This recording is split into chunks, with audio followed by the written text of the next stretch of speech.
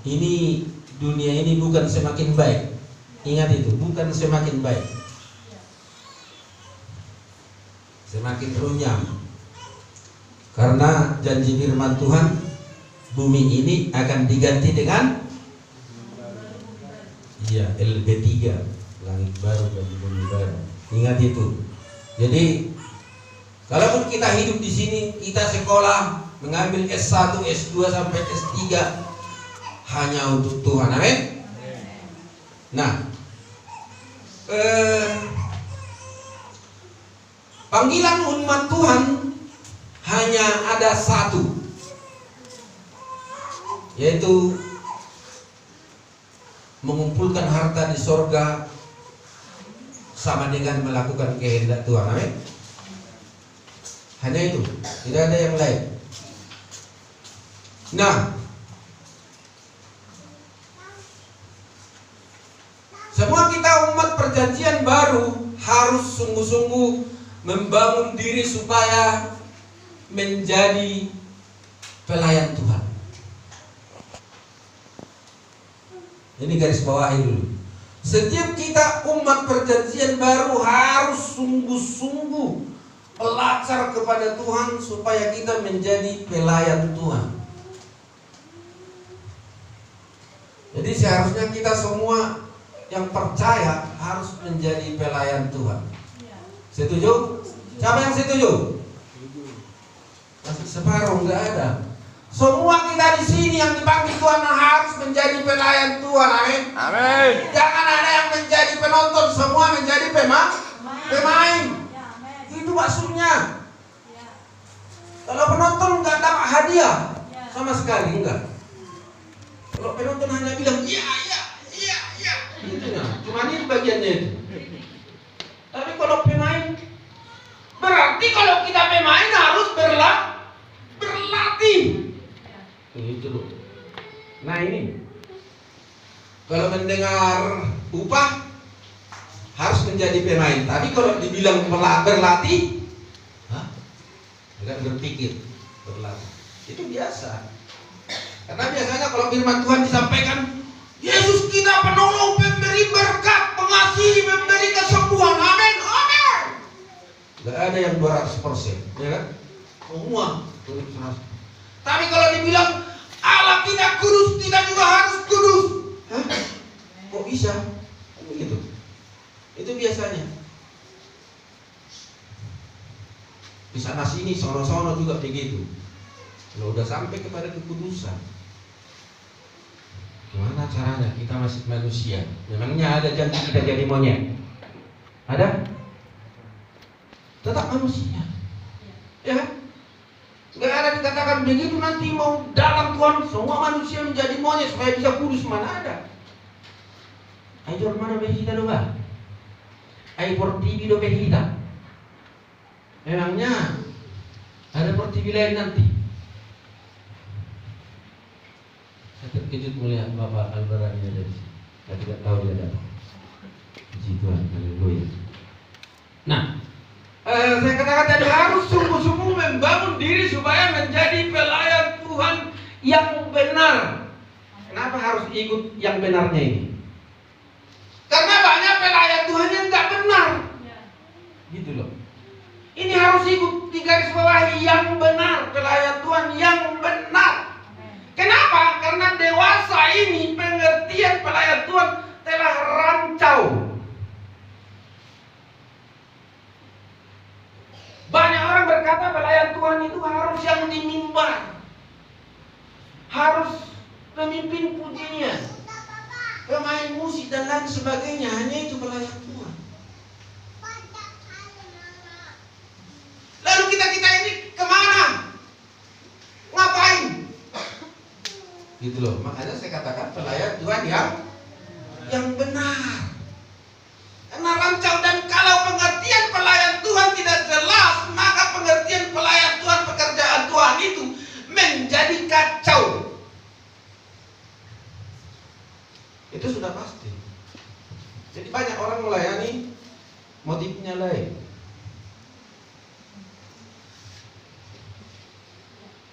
Kalau di sana sekali khutbah sekian, ya kan? Baru khotbahnya diatur, bukan diberikan Tuhan, diatur supaya agak lumayan kan, semua bisa orang wah wah wah wah wah, wah gitu ya. Kenapa? Karena ini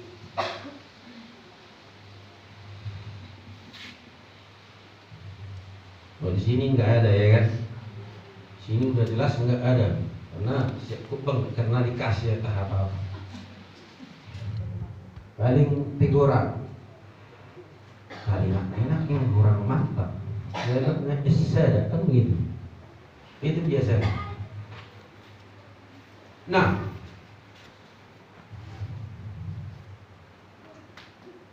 dan kalau pengertian pelayanan salah, maka misi pelayanan gereja menjadi salah. Itu sudah pasti. Makanya anak muda dengar baik. Jangan sedengkan dulu telingamu kepada yang lain. Ini dengar baik. Serius.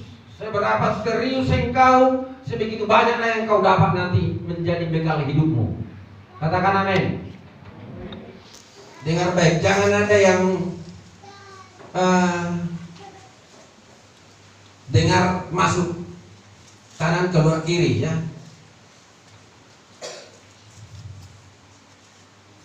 Nah,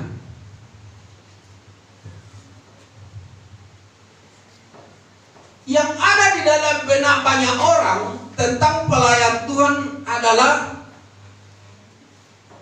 berdasi, ya kan? Berjas, bergelar, sering diundang, ya kan? Terkenal. Itu biasanya pelayan Tuhan. Di dalam benak pikiran orang banyak ya. Saya nggak tahu kalau di sini. Kalau di sini saya pikir nggak seperti itu, amin. Karena tadi setuju kita semua menjadi pelayan Tuhan, amin. Semua harus menjadi pelayan Tuhan. Nah,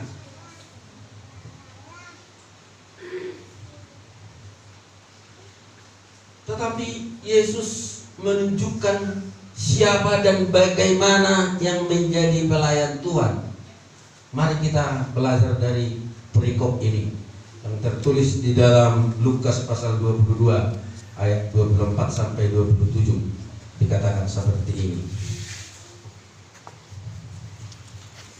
Terjadilah juga pertengkaran di antara murid-murid Yesus. Siapakah yang dapat dianggap terbesar di antara mereka?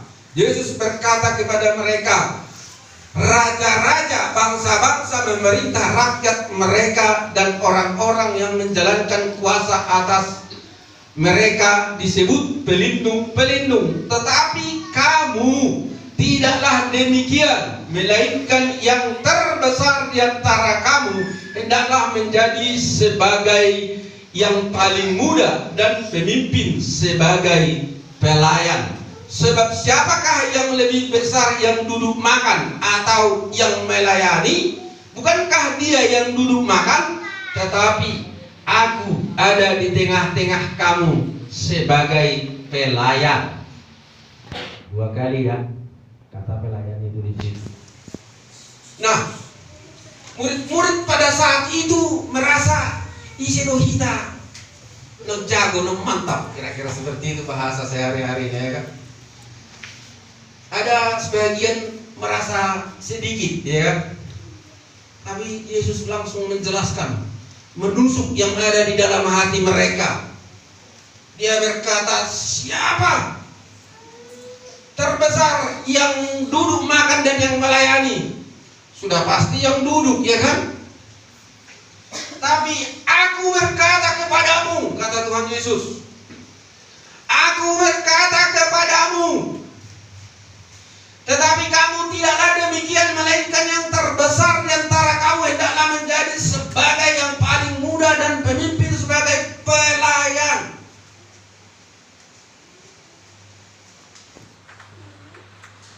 Kalau di dalam Tuhan,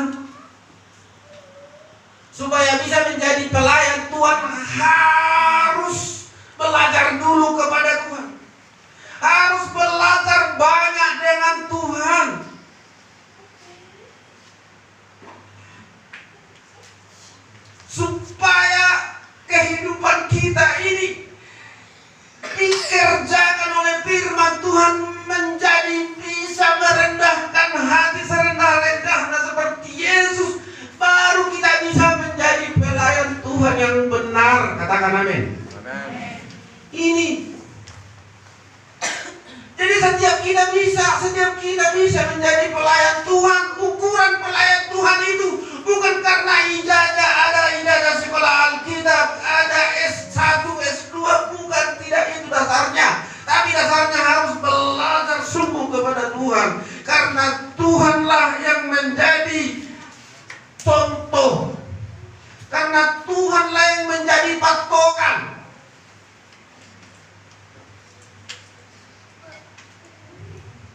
karena Tuhanlah guru kita, guru yang agung. Amin. Berarti kita harus serius belajar kepada firman Tuhan. Tidak ada satu pun di antara kita yang bisa beralasan saya nggak bisa. Suara saya nggak bisa, suara lagu serak. Itu alasan. Karena manusia pintar beralasan loh. Nggak ada yayasan sekolah alasan, tapi semua manusia pakai alasan. Saya dulu juga sering pakai alasan. Kalau nanti saya diajak, sudah saya karang-karang dalam hati saya katakan aja nanti saya kurang fit, ya kan? Gampang aja kurang fit. Beda mak, kurang fit abah, kamu maju. Gampang kan? Gampang? Karena semua orang sudah pintar beralasan. Udah S1 semua, udah diwisuda semua. Anak-anak juga masih segini udah pintar bohong. Nggak ada sekolah bohong, ya kan? Di sekolah juga nggak diajari bohong, tapi pintar aja dia bohong.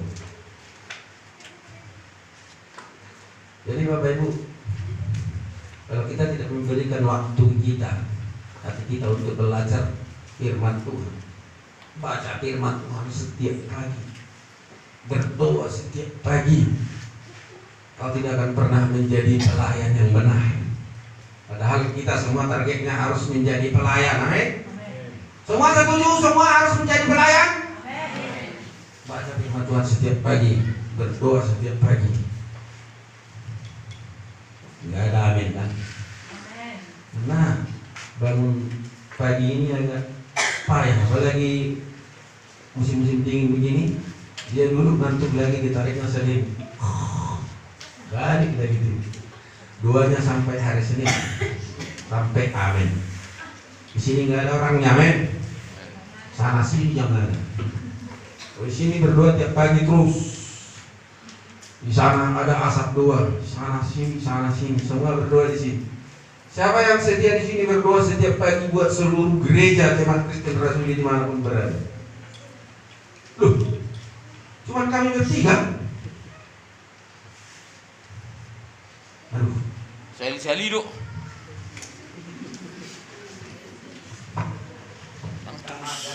Hati tiap pagi nolong. Mati sih. Bapak Ibu, di sini Tuhan banyak titik pelayanan yang enggak ada. Saya berhasil berangkatkan ke sana. Tunjuk tangan, dibiayai. Hah? Pak Sunya nggak mau, tapi karena udah 74 nggak mungkin lagi diberangkatkan Pak Sunya. Udah 74.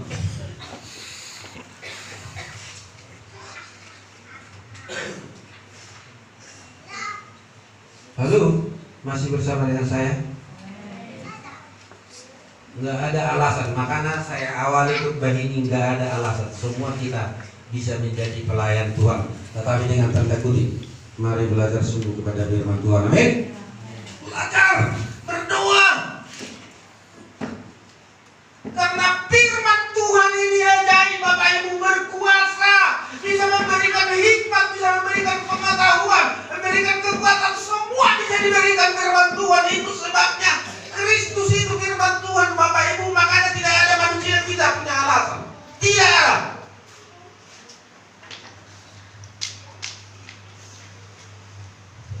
Tergantung respon kita, Bapak.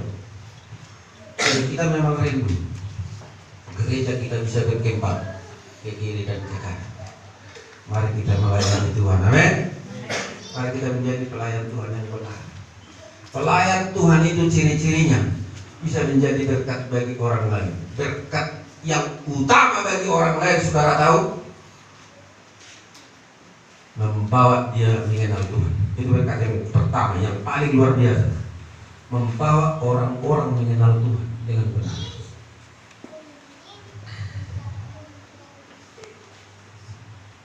Itu berkat yang paling besar. Jadi kalau kita bisa menjadi berkat bagi orang lain, ini yang pertama. Bisa sih mengikut dengan uang, waktu, pemikiran dan lain sebagainya. Jika dia kurang makan ya kita kasih, kan begitu. banyak yang lebih makan, bukan kurang makan, lebih makan, tapi tidak mengenal Tuhan.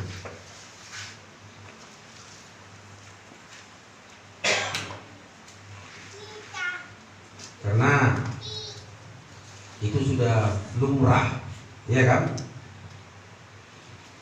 Sedangkan untuk sekolah, untuk pendidikan juga banyak seperti itu. Dia melamar ke sana, tidak dapat, melamar ke sana, tidak dapat, melamar angkatan laut kalah, angkatan udara kalah.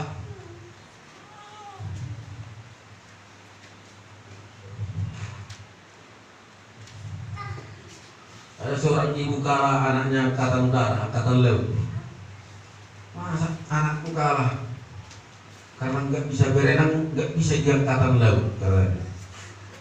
Memangnya angkatan udara itu bisa terbang sehingga dia menang katanya, ya kan? Sesudah kalah dari yang lain-lain, lalu masuk sekolah kita. Itu biasa. Kebanyakan. Artinya nggak jadi.